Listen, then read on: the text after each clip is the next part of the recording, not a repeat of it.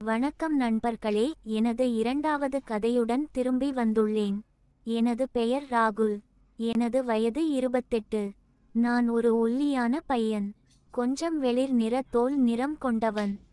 என் அம்மாவின் குடும்ப உறுப்பினரின் திருமணம் பீகாரில் நடந்தது. அதனால் நாங்கள் மும்பையிலிருந்து பீகாருக்கு பயணிக்க வேண்டியிருந்தது. ஆனால் என் அம்மாவும் அப்பாவும் அலுவலக வேலை காரணமாக திருமணத்தில் கலந்து கொள்ள முடியவில்லை. ஆனால் என் அம்மாவின் குடும்ப உறுப்பினர்கள் யாராவது ஒருவர் வர வேண்டும் என்று வற்புறுத்தினர். குடும்ப விழாக்களில் கலந்து கொள்வது முக்கியம் என்பது உங்கள் அனைவருக்கும் தெரியும். இந்தியாவில் ஒவ்வொரு குடும்பமும் நாம் மற்றவர்களின் விழாக்களுக்குச் சென்றால் நம் விழாவிற்கு யாராவது ஒருவர் மட்டுமே வருவார்கள் என்று நினைக்கிறார்கள். நம் குடும்ப விழாக்களில் கலந்து கொள்வது மிகவும் முக்கியம். அதனால் என் அம்மாவும் அப்பாவும் விடுமுறை நாட்கள் என்பதால் என்னை அனுப்பி வைப்பதாக முடிவு செய்தனர். நானும் அவர்களுடன் உடன்பட்டேன். எனவே என் அம்மா தனது குடும்ப உறுப்பினர்களிடம் நான் அவர்களின் திருமணத்திற்கு வருவேன் என்று தெரிவித்தார். அவர்கள் பீகார் ரயில் நிலையத்திலிருந்து என்னை அழைத்துச் செல்வதாக சொன்னார்கள். என் அப்பா எனது டிக்கெட்டை முன்பதிவு செய்தார். பின்னர் சில நாட்களுக்குப் பிறகு மும்பையிலிருந்து புறப்பட வேண்டிய நேரம் இது. என் அப்பாவும் அம்மாவும் என்னை CSMT ரயில் நிலையத்தில் இறக்கிவிட்டனர். சில நிமிடங்கள் காத்திருந்த பிறகு எனது ரயில் வந்தது. நான் ரயிலில் ஏறினேன். நான் எனது இருக்கையை தேடினேன். எனக்கு ஜன்னல் இருக்கை கிடைத்தது.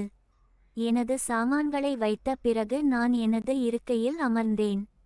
சில நிமிடங்களுக்கு பிறகு ரயில் நிலையத்திலிருந்து புறப்படத் தொடங்கியது. ஜன்னலிலிருந்து என் அம்மா மற்றும் அப்பாவிடம் விடைபெற்றேன். எனவே இப்போது ரயில் நிலையத்தை விட்டு வெளியேறிவிட்டது. பெட்டி கூட்டமாக இல்லை. எனது முழு முன்பக்கமும் என் இருக்கையும் காலியாக இருந்தன. எனவே நான் சில திரைப்படங்களை பார்க்க ஆரம்பித்தேன். சில நிலையங்களுக்கு பிறகு ஒரு மனிதன் என் அருகில் வந்து முன்பக்க இருக்கை முன்பதிவு செய்யப்பட்டுள்ளதா என்று கேட்டான். நான் சொன்னேன், எனக்கு தெரியாது. நீங்கள் இங்கே உட்காரலாம். யாராவது வந்தால் நீங்கள் அவருக்கு இருக்கையை கொடுக்க வேண்டும். அவர் சரி என்று சொல்லிவிட்டு திரும்பிச் சென்றார். சில நிமிடங்களுக்கு பிறகு அவர் திரும்பி வந்தார். ஆனால் இந்த முறை அவர் ஒரு பெண்ணுடன் வந்தார். நான் அவளை பார்த்தபோது அவள் ஒரு சராசரி இந்திய பெண்ணைப் போலவே இருந்தாள். அவள் பழுப்பு நிற தோல் நிறத்தில் இருந்தாள். அவள் ஆரஞ்சு நிற குர்தா மற்றும் கருப்பு நிற லெகிங்ஸ் அணிந்திருந்தாள். அவளுடைய வயது 44 என்று நினைக்கிறேன். அவள் ஒரு மங்களசூத்திரம் அணிந்திருந்தாள். அதனால் அவள் அந்த மனிதனின் மனைவி என்பதை நான் புரிந்து கொண்டேன். அவளுடைய கணவர் தங்கள் சாமான்களை இருக்கைக்கு அடியில் வைத்தார். அவர்கள் இருவரும் என் முன் அமர்ந்தனர். அவரது மனைவி என் முன் அமர்ந்தார். அவர் அவள் அருகில் இருந்தார். அவளுடைய கணவர் என்னுடன் அரட்டை அடிக்கத் தொடங்கினார். அவர்களுக்கு ரிசர்வ் டிக்கெட்டுகள் கிடைக்காதது பற்றி அவர் பேசினார். பின்னர் அவர்கள் ஒரு பொது பெட்டி டிக்கெட்டை வாங்க வேண்டியிருந்தது.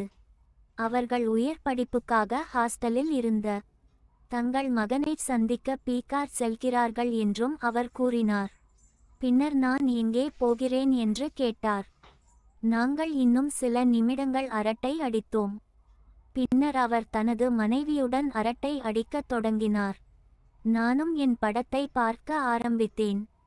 படத்திற்கு இடையில் நான் அவரது மனைவியை லேசாக பார்க்க ஆரம்பித்தேன்.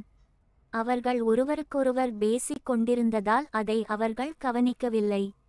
நான் அவளுடைய அழகை ஸ்கேன் செய்ய ஆரம்பித்தேன். நான் அவளை முறைத்து பார்த்து கொண்டிருந்தேன். ஆனால் திடீரென்று அவளுடைய கண்கள் என்னை முறைத்து பார்த்தன. அந்த நேரத்தில் நான் மிகவும் தொலைந்து போனதால் அவர்கள் அரட்டை அடிப்பதை நிறுத்தியதை நான் கவனிக்கவில்லை. பிறகு நான் வேகமாக பார்த்துவிட்டு ஒரு படம் பார்ப்பது போல் நடித்தேன். சில நிமிடங்களுக்கு பிறகு நான் என் கண்களை உயர்த்தி பார்த்தேன். அவள் என்னை பார்த்து கொண்டிருப்பதை கண்டேன். எங்கள் கண்கள் சந்தித்தன.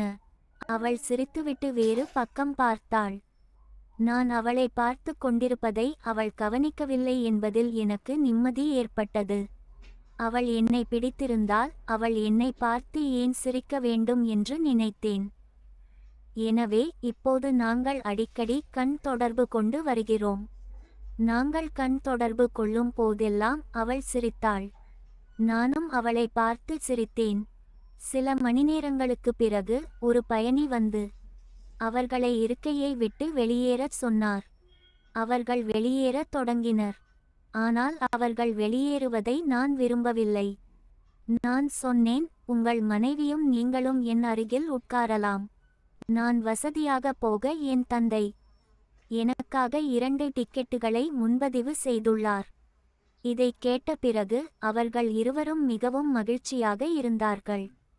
எனக்கு நன்றி கூறி என் அருகில் அமர்ந்தார்கள். அவரது மனைவி என் அருகில் அமர்ந்தார்கள். அவள் என் அருகில் அமர்ந்திருந்ததில் நான் மிகவும் மகிழ்ச்சியடைந்தேன்.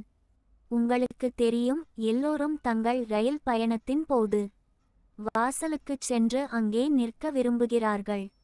அதனால் அவளுடைய கணவரும் வெளியேறி கதவின் அருகே நின்றார். இப்போது நானும் அவரது மனைவியும் கொஞ்சம் சௌகரியமாக இருந்தோம். அவள் என்னுடன் அரட்டை அடிக்க ஆரம்பித்தாள். நாங்கள் நன்றாக பேசிக் கொண்டிருந்தோம். நான் அவளிடம் கேட்டேன், நீ என்னுடன் படம் பார்க்க விரும்புகிறாயா? அவள் பதிலளித்தாள், ஆம். பிறகு அவள் என் அருகில் வந்தாள். நான் அவளுடைய ஒரு காதில் இயர்போனை கொடுத்தேன். நான் மற்றொன்றை பயன்படுத்தினேன். முன் இருக்கையில் வந்தவர் செய்தித்தாள் படித்துக் கொண்டிருந்தார். அதனால் அவர் எங்களை பார்க்க முடியவில்லை. பிறகு நான் ஹசீன் தில்ருபா படத்தை பார்த்தேன். அவள் படம் பார்த்து கொண்டிருந்தாள். ஆனால் நான் அதை பார்க்கவில்லை. என் மற்றொரு கை என் மொபைலை பிடித்து கொண்டிருந்ததால் அவள் படம் பார்ப்பதில் தொலைந்து போனதைக் கண்டேன். பின்னர் அவளை மயக்க இது ஒரு வாய்ப்பு என்று நினைத்தேன். நான் அவளிடம் கேட்டேன், என் மொபைலை பிடிக்கும்போது என் கை வலிக்கிறது. அதை எனக்காக பிடிக்க முடியுமா? அவள் சரி என்றாள். நான் அவளிடம் மொபைலை கொடுத்தேன். நான் அவள் அருகில் செல்ல ஆரம்பித்தேன். என் தோள்பட்டை அவள் தோளை தொட்டது. அவள் படம் பார்த்து கொண்டே இருந்தாள். என் எலும்புகளை மறைத்த என் மற்றொரு கையால் எனக்கு நம்பிக்கை வந்தது. டிசம்பர் மாதம் என்பதால் வளிமண்டலம் குளிராக இருந்தது. அதனால் நான் அவளிடம் கேட்டேன், உனக்கு குளிர் வருகிறதா? அவள் பதிலளித்தாள், ஆம், ஒருவிதம். நான் சொன்னேன், நாம் ஏன் போர்வையால் நம்மை மூடிக்கொள்ளக்கூடாது? படம் சீக்கிரம் முடிவடையாது, நமக்கு குளிர் வரலாம். அவள் சிறிது நேரம் யோசித்துவிட்டு, சரி, என் சாமான்களிலிருந்து என் போர்வையை கண்டுபிடிக்கட்டும்